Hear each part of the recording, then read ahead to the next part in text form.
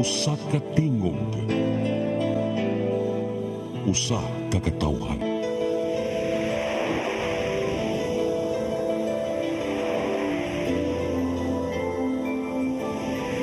Cebu Catholic Television Network.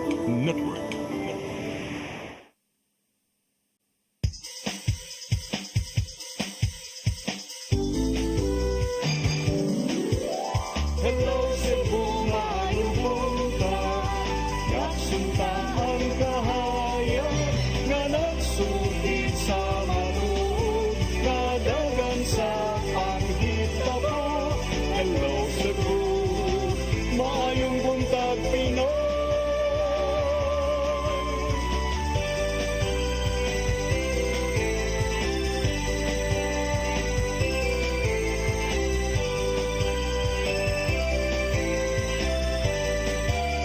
Ang katutulungan sa mga katawhan. Hello Cebu, hello Cebu, maayong buntag Pinoy, maayong buntag Pinoy, maayong buntag Pinoy. Hello Cebu, maayong buntag Pinoy, adlaw karon nga Miyerkules, Oktubre 16 tuig 2024. Sangan sa aton regular host nga si Malu Inocando Tabar, ako si Crystal Joy Filerca. Live ta sa Cine Cebu Cable Channel 47, unya live pod sa among Facebook ug YouTube account. Ako si Attorney John Destacamento. Og kami may makig-uban kaninyo karong buntaga atong sugdan ang atong tulumanon sa pagsuta sa atong weather update gikan sa Pag-asa Visayas pinaagi ni Sir Jumer Iclarino. Good morning, sir. Yes, ma'am. Good morning sa tanan o sa tanan ti paminaw kinato latest weather update karong adlaw. Ang easterlies or init na hangin gikan sa dagat Pasifiko ang paday nakapekto sa Luzon o silangan bahin sa Visayas. Atong weather condition sa tibok Visayas lakip na ang probinsya sa Cebu makasinati generally for weather. Init og medyo igang na panahon gawas ini na mga patak-patak na mga pagulan o kini mga localized thunderstorms. Padayon ta mag-monitor sa mag-i-issue ng mga thunderstorm advisories. Hini nga to na sa kasarangan na hangin na sinati sa Visayas ug mga dagatan malinawan nga to na sa kasarangan ang pagbalod. Ang temperatura sa Cebu is 6 to 32 degrees Celsius at pamusalop alas 5:26 sa hapon. Dagat mo taog alas 10 karong buntag, muna sa alas 5 sa hapon. Philippine Standard Time alas 8:08 sa buntag, ikan dire sa Mactan Pag-asa Visayas, DOST Jomar Eclarino. Daghang salamat Sir Jumer Iclarino. Mo kadtong atong weather update karong adlaw ug karon atong tan-awon ang mga front pages sa atong lokal ug national nga mga pamantalaan. Atong sugdan sa Sunstar Daily. Gadgets linked to Pogo. Forensic examination underway.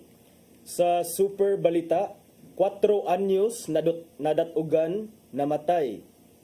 Sa The Freeman, Cebu Bus Rapid Transit Lot purchase irregular, ad hoc committee pushed. Sa Banat News, natumbahag railing, bata namatay. Samtang nagduwa ang mga bata diha sa Fishport. Sa Philippine Daily Inquirer, PAOCC, Pinoy's taking over scamming rings. Sa Philippine Star, Quadcom says testimonial evidence on EJ case strong. Sa Manila Bulletin, Marcos pushes for stronger international legal frameworks on disaster response. Ug sa Tempo, Lulo slay suspects nabbed. Maukadto ang mga front pages sa atong lokal ug national nga mga pamantalaan. Sa atong pagbalik, atong sayran ang mga balita nga nahipos sa atong CCTN News Department. Please stand by. Hello Cebu, hello Cebu, maayong buntag Pinoy, maayong buntag Pinoy, maayong buntag Pinoy. Discover the beauty of the Philippines.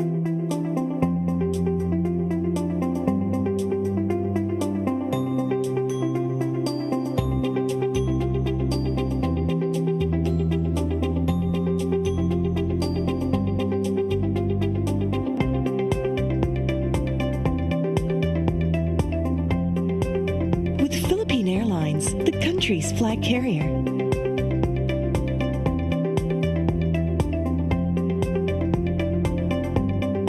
the airline that lets you feel the warmth of the nation.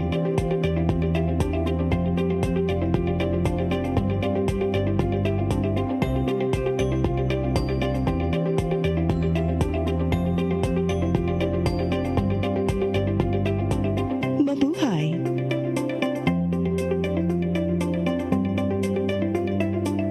Your path to a new start. Nutrition, Exercise and elimination. water, Sunlight.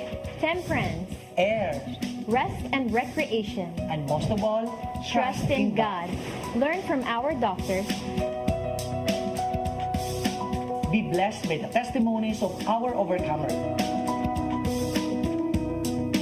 Ang inyong programa, Alam sa may sakit, walay sakit, ug dili ganahan magkasakit. Ozone Med Wellness Clinic New Start. Napapanood every Saturday 8 to 9 a.m. Og ang replay airing matag Miyerkules 1:00 hangtod 2:00 sa hapon. Dinhilang sa CCTN Channel 47. New Start, Ozone Med Health and Wellness Talk.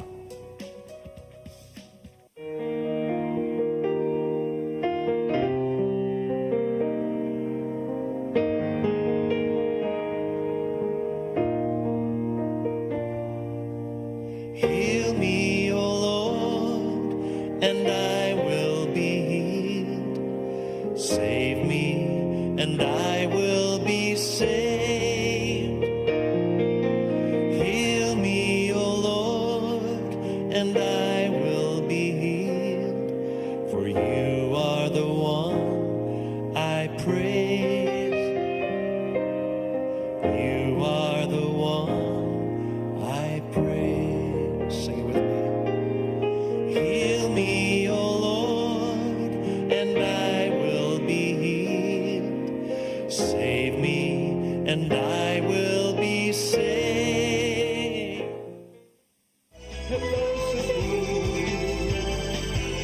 Hello, Cebu. Maayong buntag, Pinoy. Maayong buntag, Pinoy. Maayong buntag, Pinoy. Balikta sa Hello Cebu, maayong buntag Pinoy, ug karon atong sayran ang mga balita nga nahipo sa atong CCTN News Department. Naguna sa mga balita, mga computer set, laptop ug kapin duha ka gatos ka cellular phones nga nakuha sulod sa pribadong resort sa barangay sa Avedra, Moalboal nga gituohang nag-operate og Pogo, gisusi na sa Criminal Investigation and Detection Unit 7 uban sa Regional Cybercrime Unit 7 pinasikad sa waran sa korte. Ang kasayuran ihatod ni Arnold Bustamante. Gipaubo sa eksaminasyon ng mga computers likip na ang mga laptops ug kapin sa duha ka gatos ka mga cellular phones nga nasakmit sa Police Regional Office 7 sa usa ka pribadong resort nga nimutang sa sitio Kalingking, Barangay Saavedra sa lungsod sa Moalboal nga gituo ang gigamit sa operasyon sa Pogo. Ang Criminal Investigation and Detection Unit 7 armado kining search warrant nga giluwatan ni Judge Ruben Altubar sa RTC Branch 29 sa Dakbayan sa Toledo aron ipatuman ang paghiling sa mga gadgets. Mato ni Police Lieutenant Colonel Jerry Spilare, spokesperson ni Police Brigadier General Antonio Abirin, hepe sa Police Regional Office 7 nga ang tumong sa gipahigayon nga forensic examination sa mga computers lakip na sa upat ka mga laptops o mga cellphones aron masayran kung unsa nga matang sa Pogo ang gi-operate sa mga mga langyaw nga naa na karon sa kustodiya sa kapulisan sa lungsod sa Moalboal. Napasakana og kaso sa kalapasan Section 7 sa Republic Act 562 kun Alien Registration Act of 1950 ang 38 ka mga Chinese nationals sanglit wala man sila makapakitang dokumento sama silang pasaporte lakip na certification nga mamahimo sila nga makatrabaho din sa Pilipinas. Dinang silot niini mo ang pagpa-deport kanila paingon silang nasod. Apan gibutang ni Pilare nga ilaw sa batan-ahon silang investigasyon kung dili mabiktima sa human trafficking o torture ang mga langyaw sama sa kaso sa Pogo Hub nga naronda sa Presidential Anti-Organized Crime Commission sa Dakbayan sa Lapu-Lapu. But the possibility that they are victims of human trafficking cannot also be discounted. That is why ongoing pa ang atong investigation. As I've mentioned, natay nga may challenge diyan because there are 38, we have only one interpreter or translator. No? We need to talk to them one by one to check kung nabiktima ba sila sa human trafficking. And I agree with you, sir, that in previous operations nga nakadiscover kung Pogo ang government, daghang mga victims of human trafficking, meaning to say wala sila pa gawsa sa kuan sa ilang employment area dahil pagaliuban nga na victimize og illegal detention and torture. No, that's one of the possibility that we are looking as As I mentioned, this is an ongoing investigation. Dugay pa ni Mahuman. Wala gisalikway ni Pilari nga ang mao nga mga Chinese national nga nadakpan sa Moalboal gikan kini sa nabungkag nga Puguham dito sa Luzon ug sa Barangay Agos sa Dakbayan sa Lapu-Lapu. Saglit dunay indikasyon nga nakita ang kapulisan nga susama ang pamaagi niini. Tungod ini pahugtan pa sa Piero 7 ang ilang monitoring ug surveillance uban sa mga local government units sa Central Visayas. Basin doon na pay laing Puguham nga nag-operate sa ilang jurisdiksyon labi na sa probinsya sa Sugbo. Yes, actually that's one of the things that we're looking at. And we have indications na katong kini sila were just mga splinter groups no from that main group. And that is why ongoing pagyapon ang atong pagkandak og operations in Cebu province pertaining to these kind of illegal activities because it is possible nga naapay laing grupo. Nailhan na usab sa kapulisan ang duha nga mao'y busing sa mga Chinese nationals nga mao'y nagpadagan sa kituang pugo sa Moalboal gani o saani mao'y nag-organisar lakip na aga mga local contacts nini nga posibleng ilang mapasakaan sa kaso sa korte. Arnold Bustamante, CCTV. Samtang chairman sa Committee on Finance sa Konseho sa Dakbayan sa Lapu-Lapu, miklaro nga dili mao'y nagbabag sa mga madawat sa mga kawani sa City Hall karon nga gipatasan na ang suhulan. Gipasabot niya nga ang adjusted salary magsugod diha sa Agosto 2 ug dili sa Enero nining tuiga. Ani ang dugang kasayuran. Gitataw ni City Councilor Annabeth Quizon, ang chairman sa Committee on Finance and Appropriations, nga dili siya mo nagpugong sa mga madawat sa mga kawani sa Lapu-Lapu City Government karong gipatasan na ang suhulan. Mato niyang napasingan lang siya nga mo'y nagbabag sa mga madawat sa mga kawani. Kini tungod kay Gilao Manila nga ang giluwat nga National Budget Circular sa Department of Budget and Management ni adtong Agosto 12 mo'y basihan sa ilang madawat nga sweldo.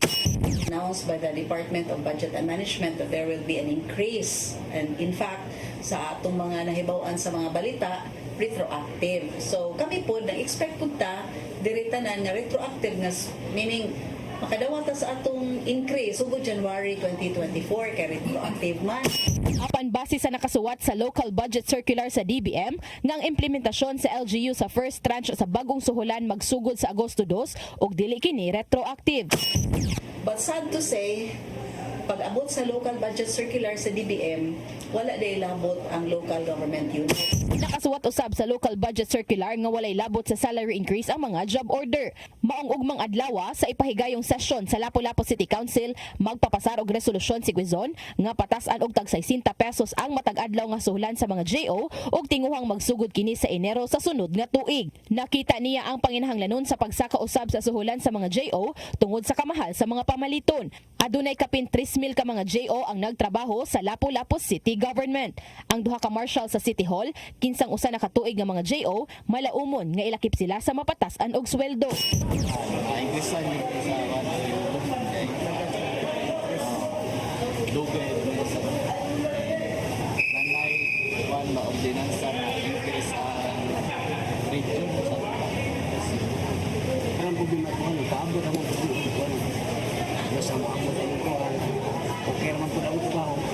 Cristel Joy Filerca, CCTN News.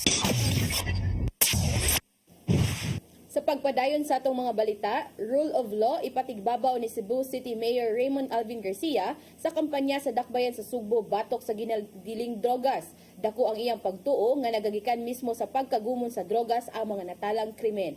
Ang kasayuran ihatod ni Mary Rose Sagarino.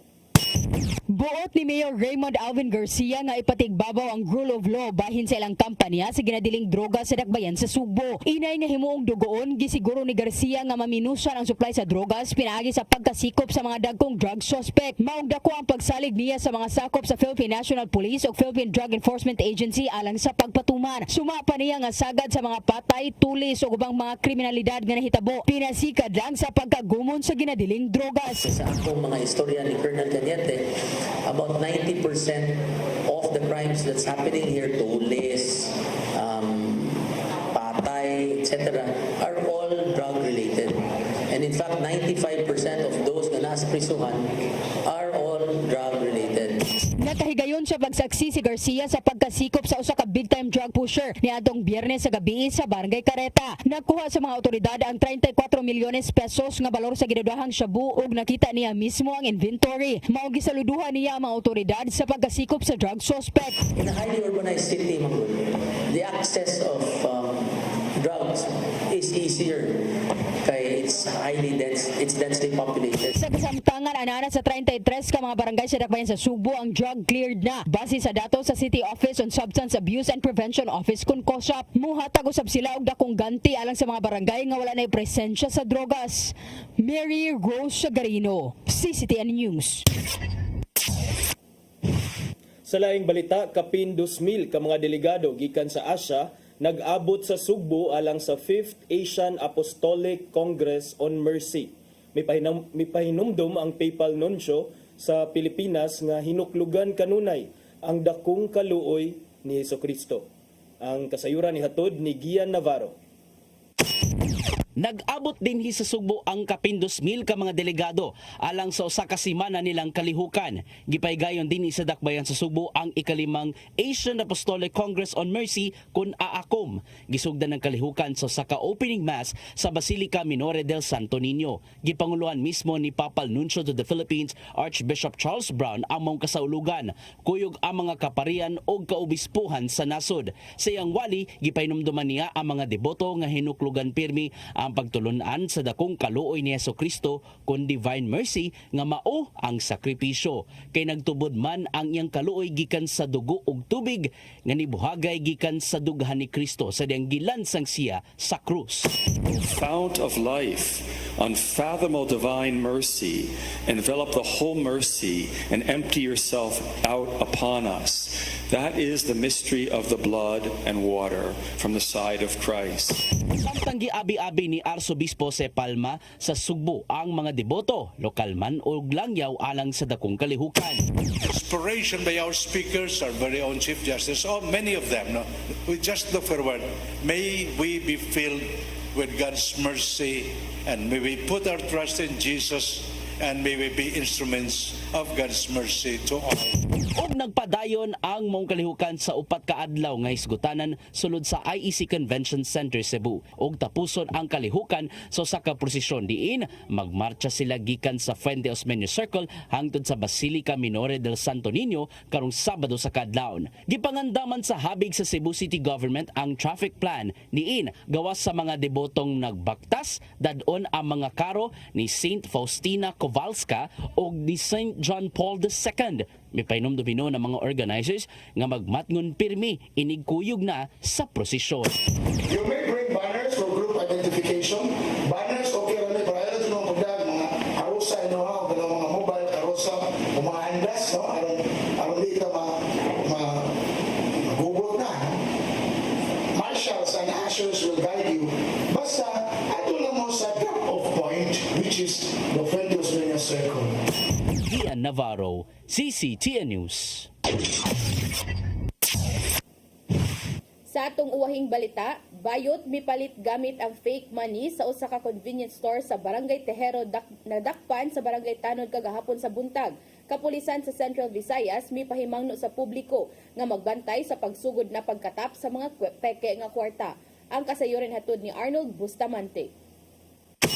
Nabalog karon sa Waterfront Police Station 3 ang usa ka bayot humanig gipadakop sa mga barangay tanod sa Tejero sa dihang misuway kini pagpalit sa usa ka convenience store gamit ang peke nga 1,000 peso bill.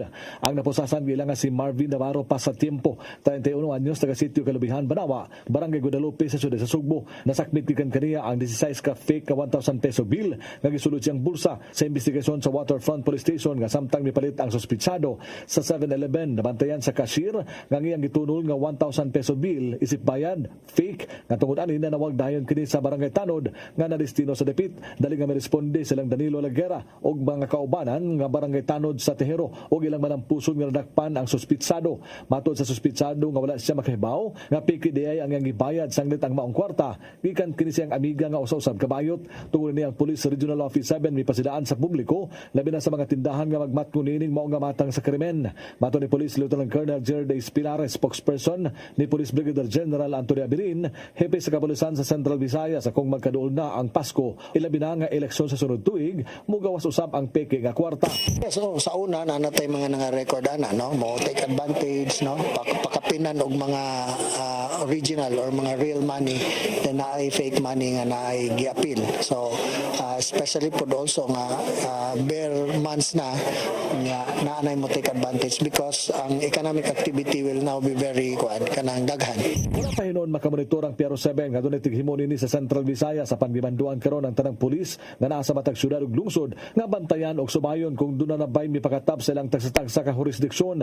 Nakigalayon usab sila sa Criminal Investigation and Detection Unit 7 nga may eksperto sa pagpangita sa mga tighimo sa mga peke nga kwarta sa pagkalayon sa Bangko Sentral ng Pilipinas. So far no, ongoing itong coordination sa CIDG kay sila may maayo aning aspect, although ang ato ang kapulisan, local police is also well aware of this. Wala pa tayo nakita or na monitor na mga naghimo aning mga pag-manufacture aning mga fake money or fake bills, no?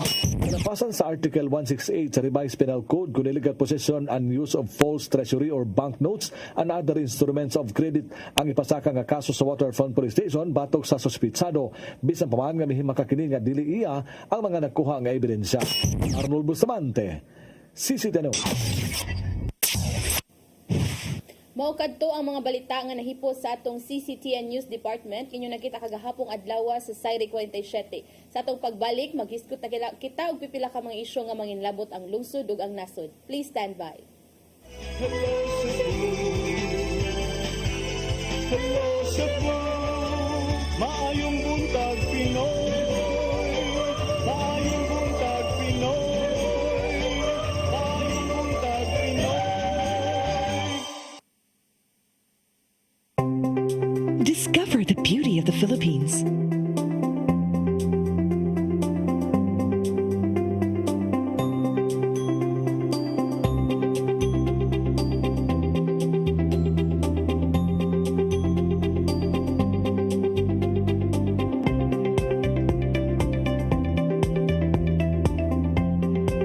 With Philippine Airlines, the country's flag carrier.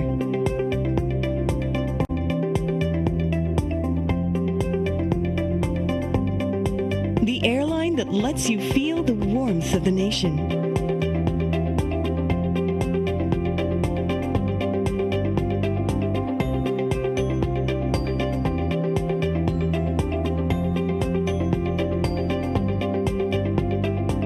Mabuhay.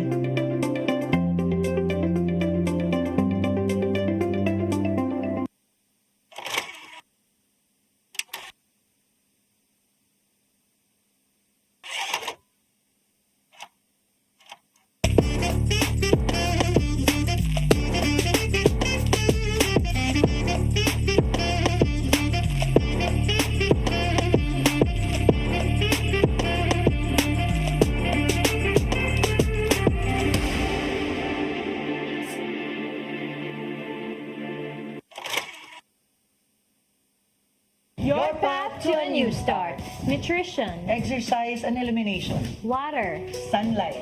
temperance, Air. rest and recreation. And most of all, Trust in God. Learn from our doctors.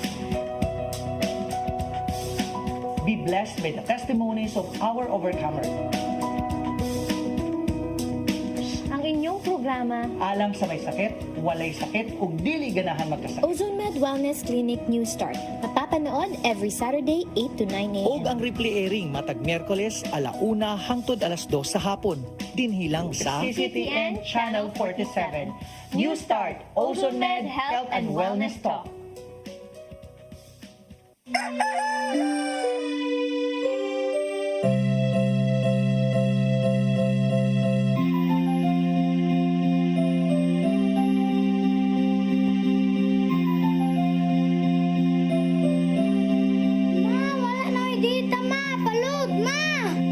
Sorry ma'am, na-late ko.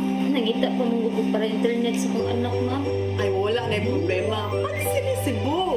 Sinisibo, sinisibo. For your internet connection. And for the signal of your cable TV. So fast and straight the transmission.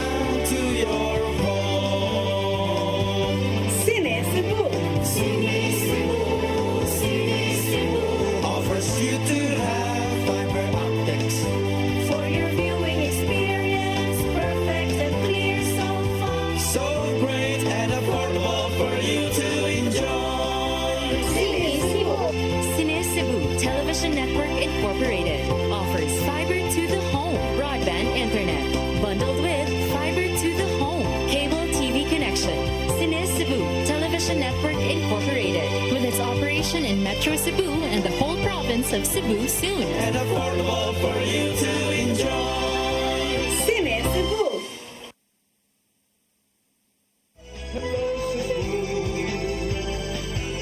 Hello Cebu, maayong buntag Pinoy, maayong buntag Pinoy, maayong buntag Pinoy.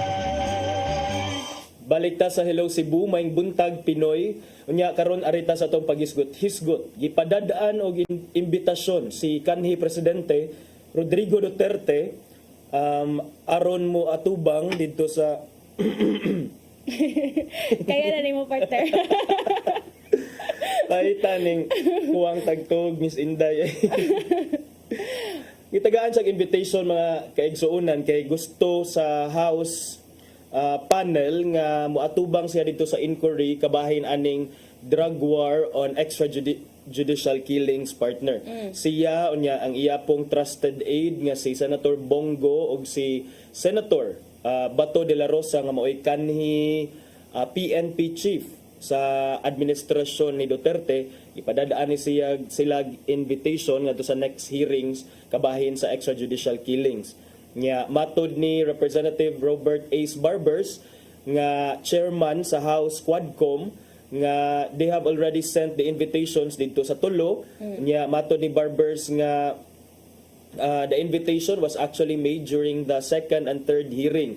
Matod ni Barbers, an invitation was already sent to him before. If I'm not mistaken, it was for the second or third hearing. Invitations were sent not only to former President Duterte but also to Bato and Senator Bongo. So I wonder, partner, kung atubangon baka ni former President Duterte kining mga kongresista. Bitaw. But wala lagi kuan, partner, kung kanusaan ni sila, kanusa ang date nga patuon sila sa hearing? Oh, wala pa yung specific dates but sa next hearing man ko no, gi-confirm na nila nga ilan ang napadadaan. So ongoing man kining hearing, partner.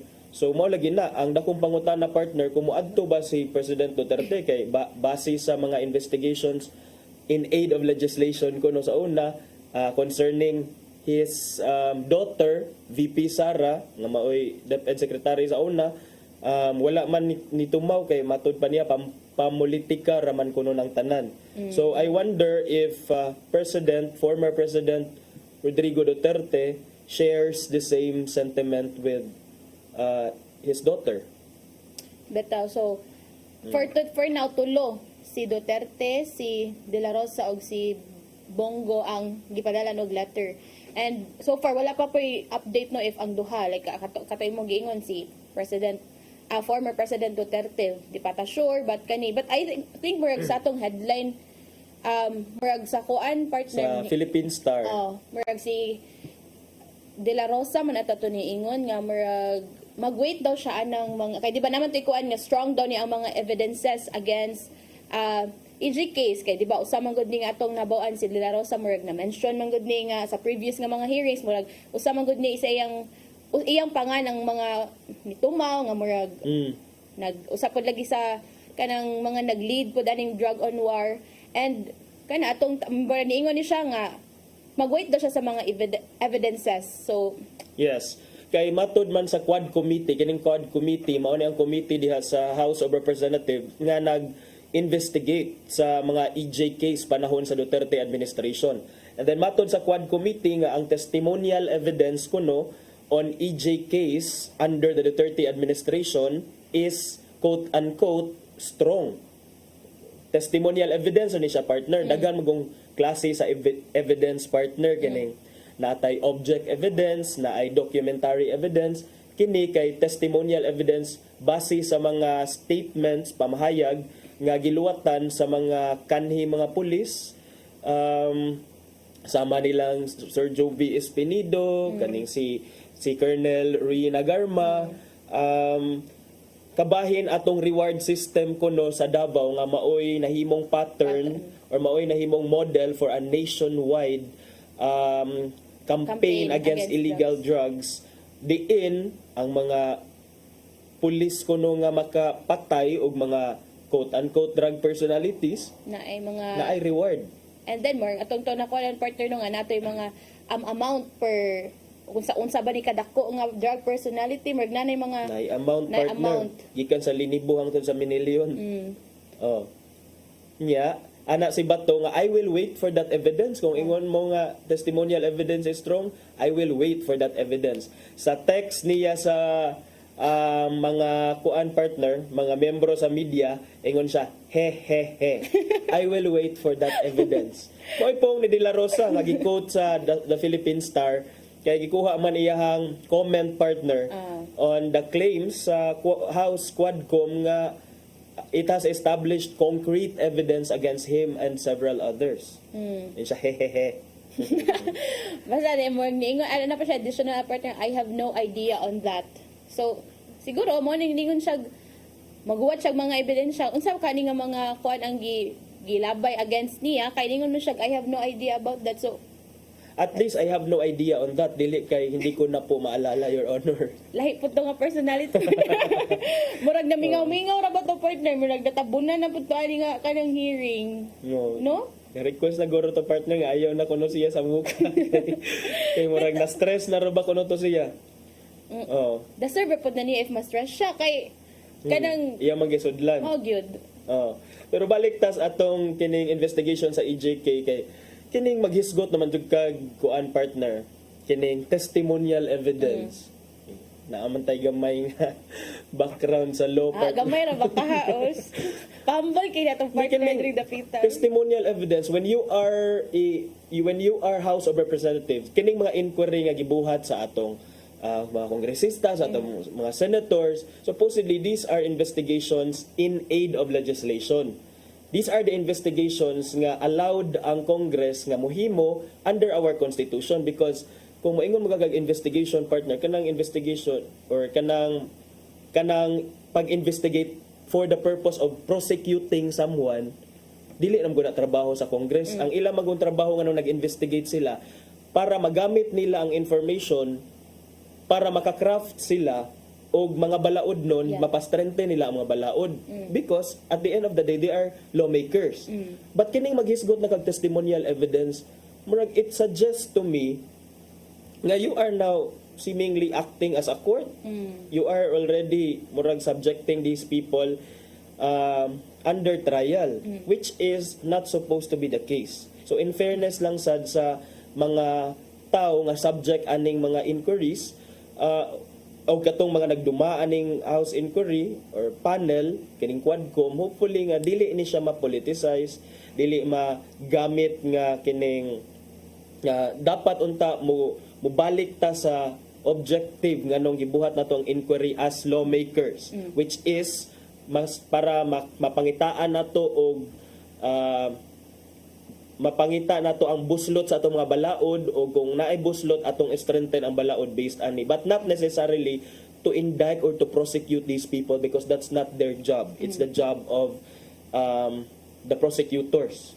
Actually ganan ko sa imong point partner nga clarify nimo unsay purpose nga nung gi-question ni ang mga tao or kani sila mga na involve ani nga mga issues kay if magtanaw bitaw ka sa social media partner kanang I know kabantay man kanila no nga kanang the way gi-question sa mga kongresista sa Senate ang kanang mga persons nga for example like kanang naa sa hearing ron kanang mo ana sila bang ano mura man naman og taga korte nga kanang the way niyo gi-question nga mura dog kana balik makita man pud nato ang kanang mga for example kanang sila Colonel Garma kanang mga nasa kon sila isa pa to si Kuan Espinido, si Mayor Alice Guo. Si Alice Guo kana ba murag moingon sila ngano daw mura na daw korte ang kuan nga ang trabaho daw nila is kanang mga lawmakers man, but again bisag kung imo paminawon sa kanang kuan partner di ba ang uban nga dili man sila ganahan mo tubag like moingon sila wala ko kabaw-ana wala ko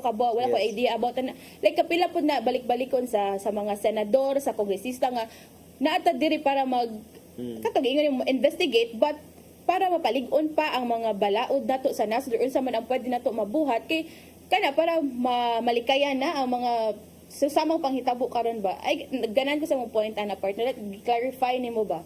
Yeah, because the senators couldn't also help it, but also kanang push the resource persons against the wall kay the resource persons mismo sila may magsigig ingon nga wa ko kahibaw ana nya murag to them murag klaro kay nga namakak.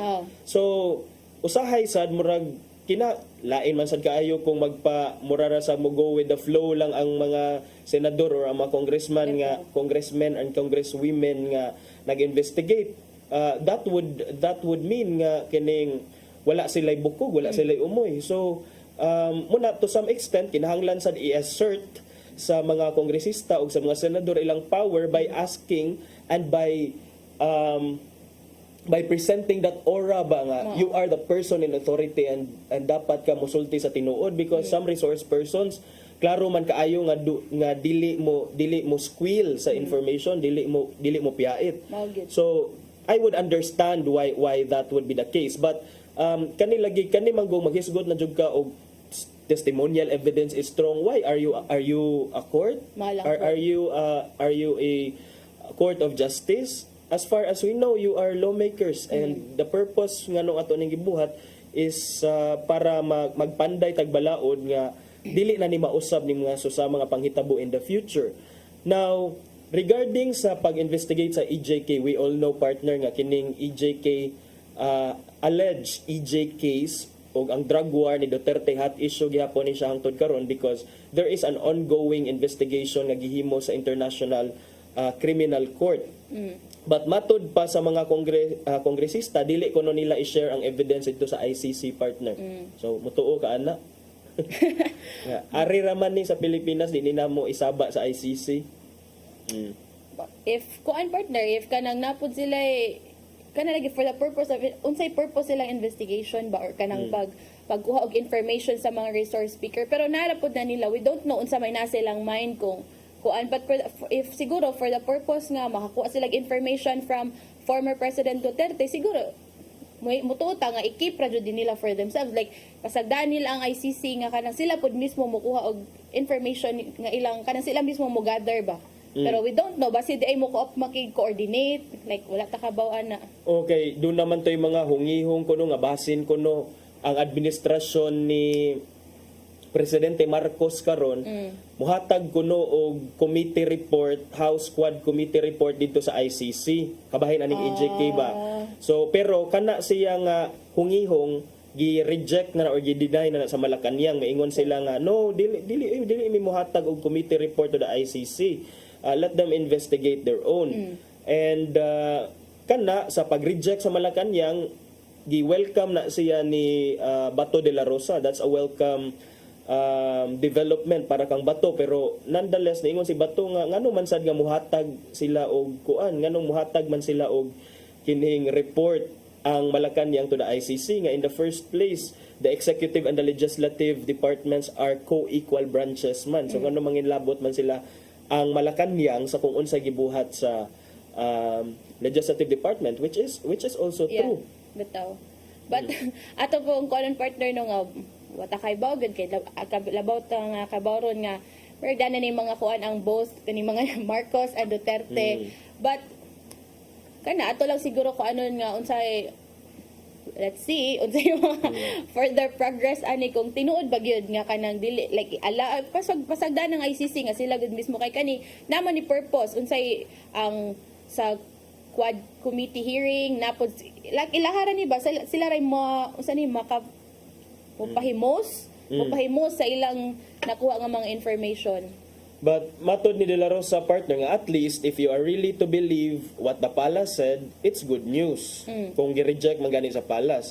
It's nice to hear that, but he didn't control the house. He referring to President Marcos. He didn't control the house, but being the chief architect of the foreign policies when it comes to such engagements, it will really go through him, President Marcos. But then again, we don't know what the house will do. Okay ni usahay mamadol naman good ang difference kay in theory diha sa nahilatid sa tong constitution supposedly na ay delineations ang powers o duties sa tulo ka branches of the government, but sometimes partner because of politics murag ma-obscure ang line between those branches. So good kay labi na president and wala tay ko na kung kay naman siya power kung sa iyang gusto mabuhat like na siya dili siya right pero murag na siya kanang prerogative. Na siya power. Unya uman man ta sa national nga mga issues partner basag na kay gusto hisgutan diri sa local. O kagahapon partner no diba naman to'y bagong balaod nga napasar o gipermahan si Presidente Ferdinand Bongbong Marcos Jr. Katong I think that's unsa man yun to. Republic Act 12027. And kana nga kuan partner gidawat ni sa Department of Education sa Central Visayas kung din gidiscontinue na ang mandatory use of the mother tongue in multilingual cases from kindergarten to grade 3. So, maora ba ni problema sa una? Ang langgam. Kasi langgam, so Tagalog and kanang Bisaya nga langgam? Di ba, maglibog ta kay lagi-lagi ang langgam sa Pilipino kay nagkamang din, ang langgam sa tuwa kay naglupad. Nay language barrier. Bitaw.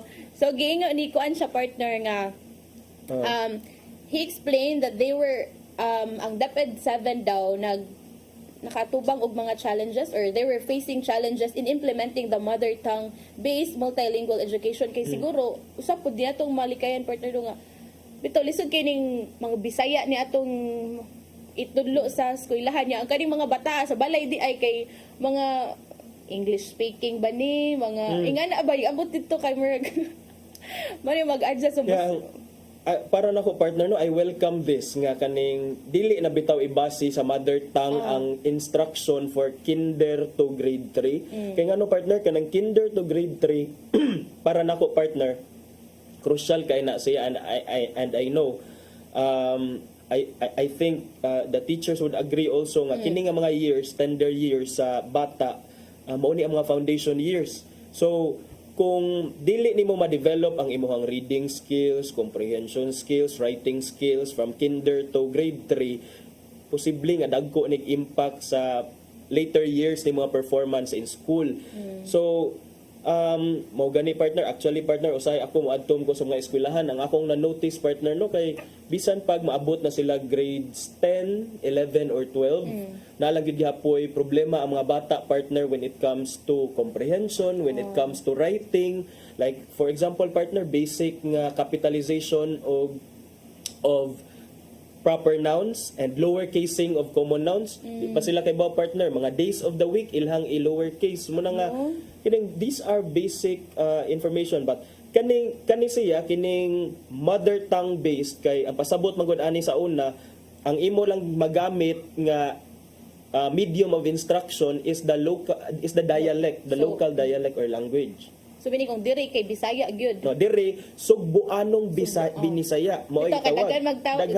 Daghan mang Bisaya na lahi man sad ang Binisaya sa Bohol or sa Negros, diri sa Leyte. Bisag diri lang sa Cebu province partner if ka makabantay ka na kay sa amuan. Ako from Santa Fe man gud ko. Lahi pud among Binisaya diri sa main nga kanang sa Cebu City area like kamo ba nang naisara-sara? Yes. Oh, amo na like ana ba sara. Kay facing ko ana ra ba mo? Facing Panay Island, mga Iloilo dapit, mga Bana dapit. So dunay mga geographical considerations nga pwede maka-affect. So kana mo lagi na for the teachers hay salamat na ibtan sa nagtunok kay bisan ang mga teachers partner oy naglisod kay mo to ang giingon ni Regional Director Luciano Jimenez nga there are 11 different types of spoken dialects in Central Visayas partner. Imagine niya 11. Uy maghimo kag 11 sa libro. Mao gani kay yun kung magbuhat tag usa ka libro unya lisod ni siya sabton like kanang ibutang na to sa Region 7 ay apil na separate na ba to ang Negros Orient or nasay na ang law pero I think wala pa ang IRR murag napat sa transition period. But if ibutang na to partner ang Bohol nga kanang Binisaya is lahi to Cebu. And then if magbuhat lang sila usa ka kanang libro lisod daw siya ma-implement sa tanan ba sa Region 7 kay lahi-lahi man ang mga if ilang sundon ang Sugboanong Binisaya, lisod Oh. maglisod ang mga bata po dito sa Bohol or sa bisag dito siguro sa amo lang apart Yes. nga kanang lahi na ang kanang language ba or kanang lahi ang pag-Binisaya.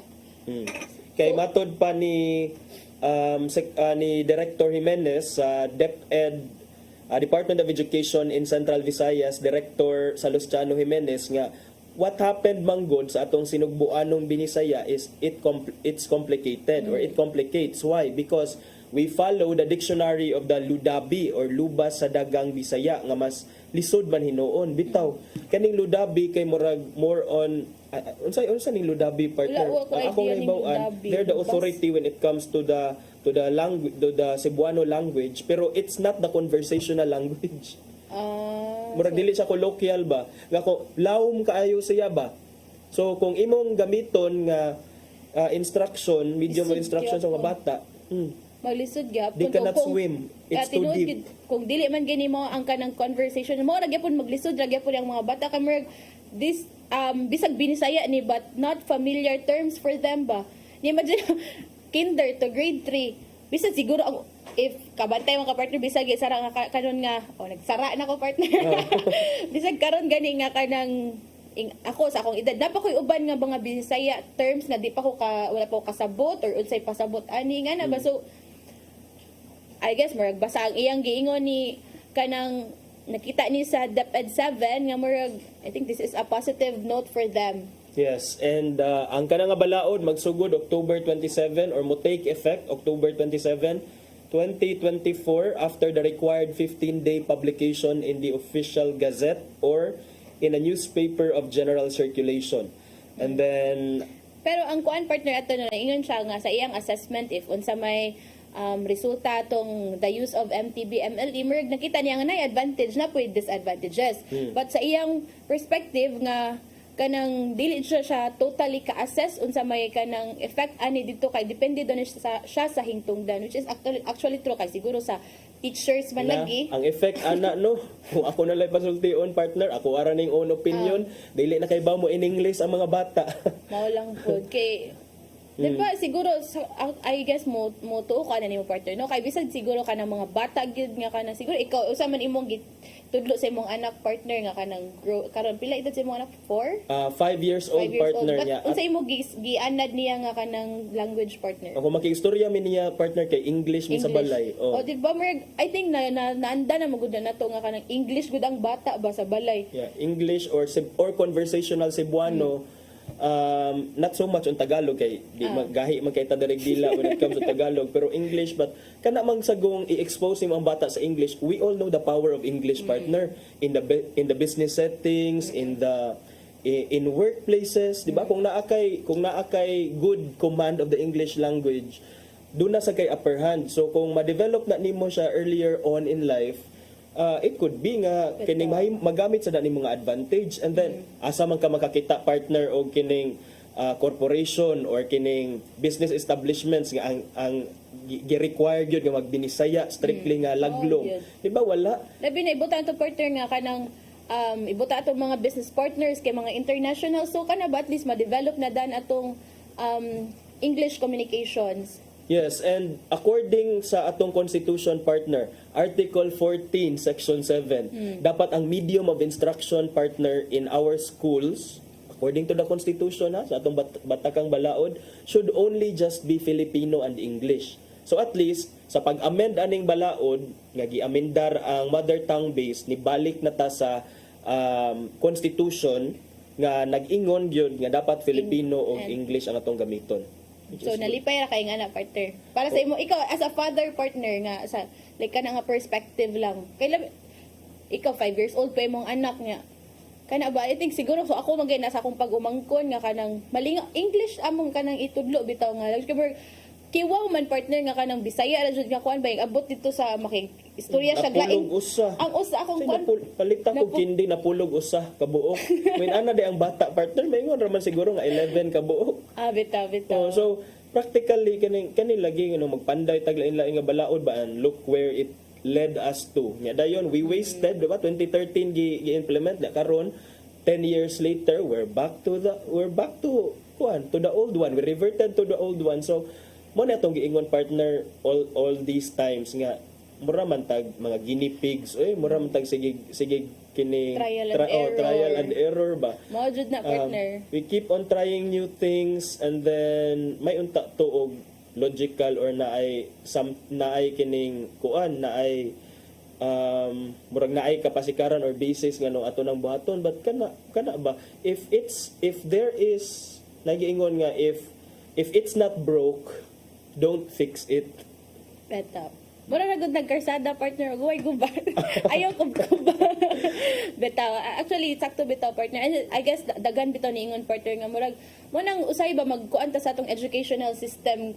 Magtanaw taron sa atong educational system but nganong ingon ani man taron but imong taw-nawon pud sige lang tag trial and error nga kanang wala murag way mo lanat or way mo lungtad nga mga sistema nga ilang i-implement sa DepEd. Yeah, so hopefully ma-settle down na gini ang mga curriculum, ang mga sistema diha sa education because education partner very importante ni siya nga department no kay naaman diha ang mga bata.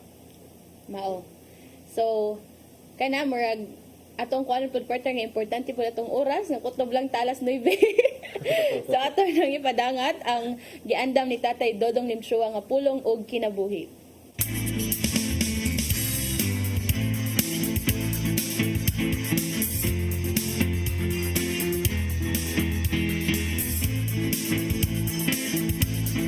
Ang pulong mo, ang diwat sa ko.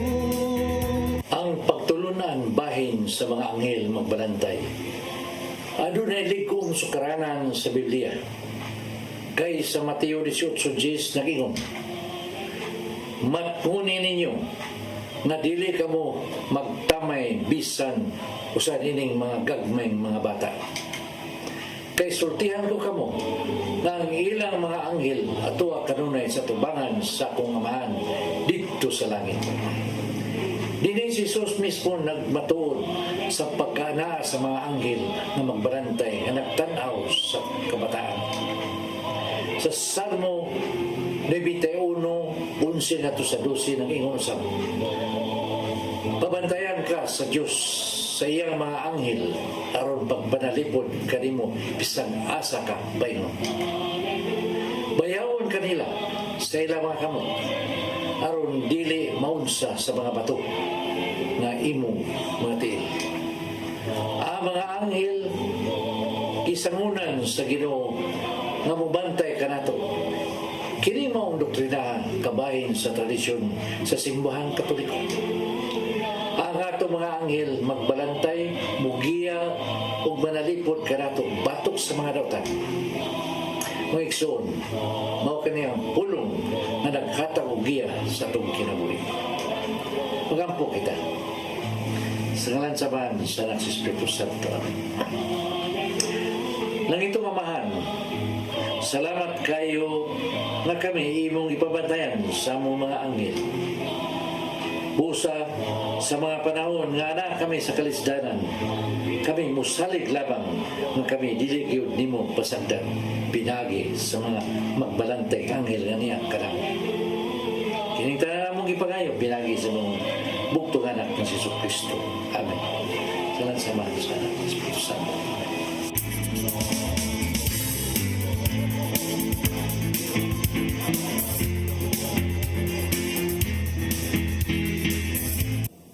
Pulong og kinabuhi ni Tatay Dodong Limchua mo nagtapos sa atong tulumanon. Daghang salamat Philippine Airlines. Thank you Archbishop Jose Palma, Nanay Diana Limchua ug Tatay Dodong Limchua. Daghang salamat usab sa among news manager Sir Dennis Tabar, sa TOC Sir Robert, Ma'am Inday, Sir Matmat ug Ma'am Joanne. Sir Michael, Sir Rodel, Sir Raymond, Sir Bruce ug Sir Ferdy. Thank you.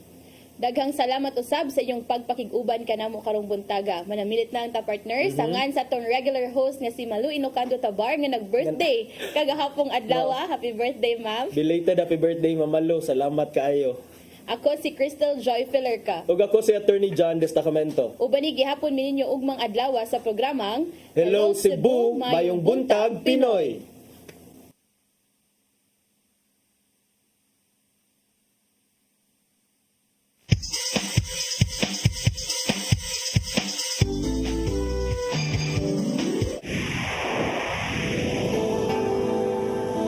usa ka pagtuo, usa ka tingog,